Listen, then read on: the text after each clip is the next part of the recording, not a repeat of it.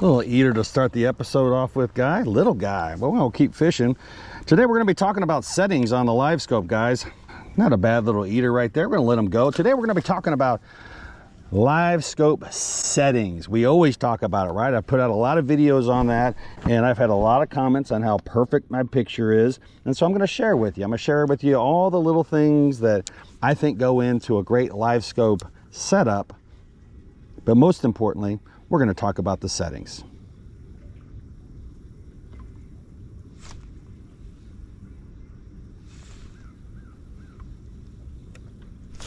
Boom.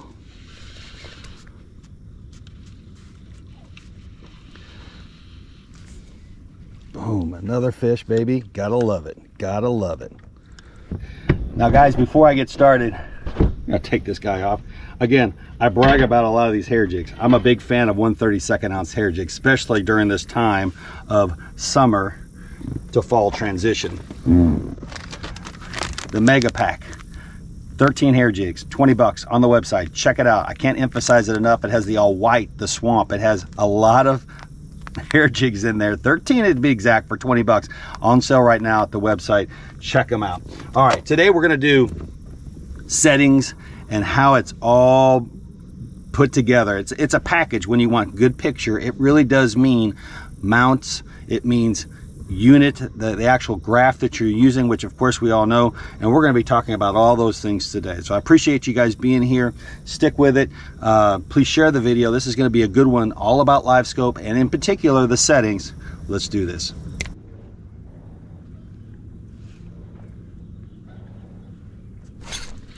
Oh yeah, you gotta love it.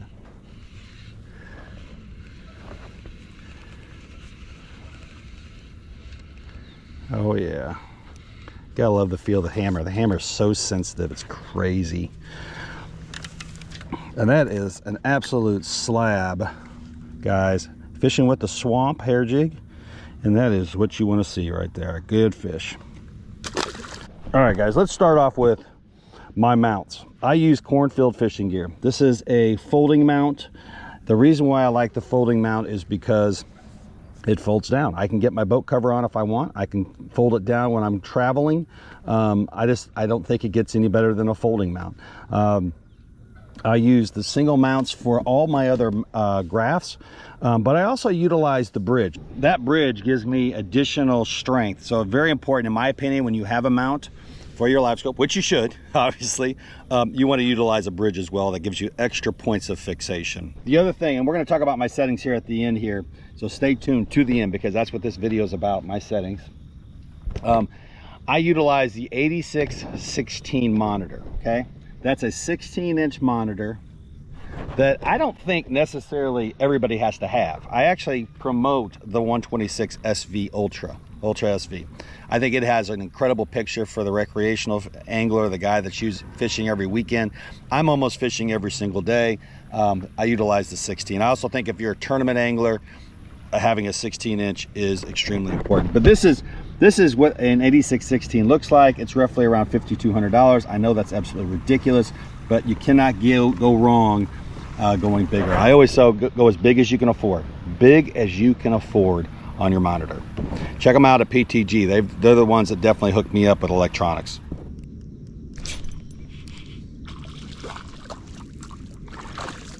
All right. That's awesome.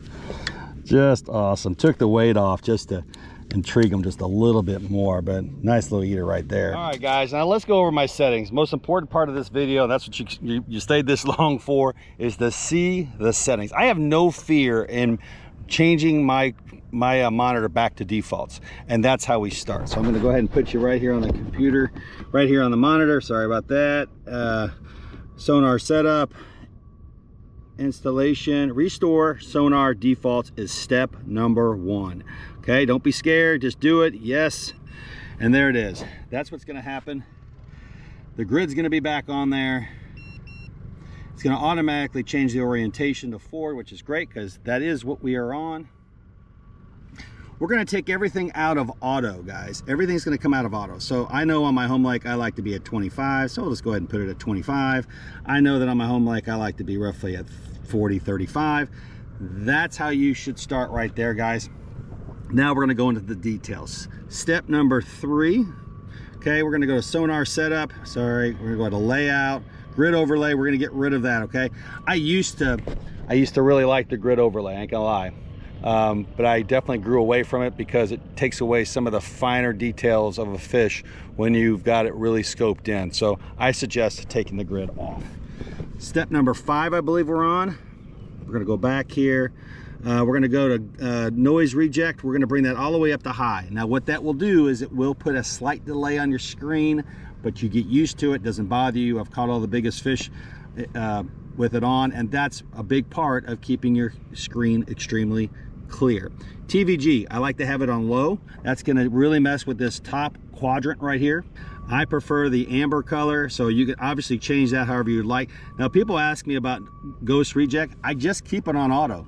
It's what it comes with on the defaults, so I don't jack with it whatsoever. Color gain, I don't jack with it whatsoever, and those are my settings, okay? Now, in terms of gain down here, it says auto, it's at 70%. I will take it off of auto, and I will leave it at whatever it's suggested. So, on my home lake, it's roughly around 68 to 70. I've got 4 foot of visibility, and so that seems to be good on my home lake. But when I go to other lakes like Grenada, etc., I might tweak it a little bit, okay?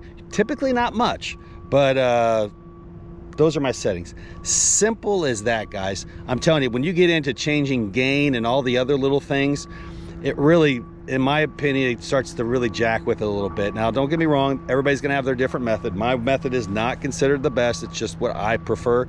It's easy, it's quick, I have no fear in doing it. I'm about to make a massive trip in the Midwest for crappie fishing, and I change my defaults all the time with no fear whatsoever.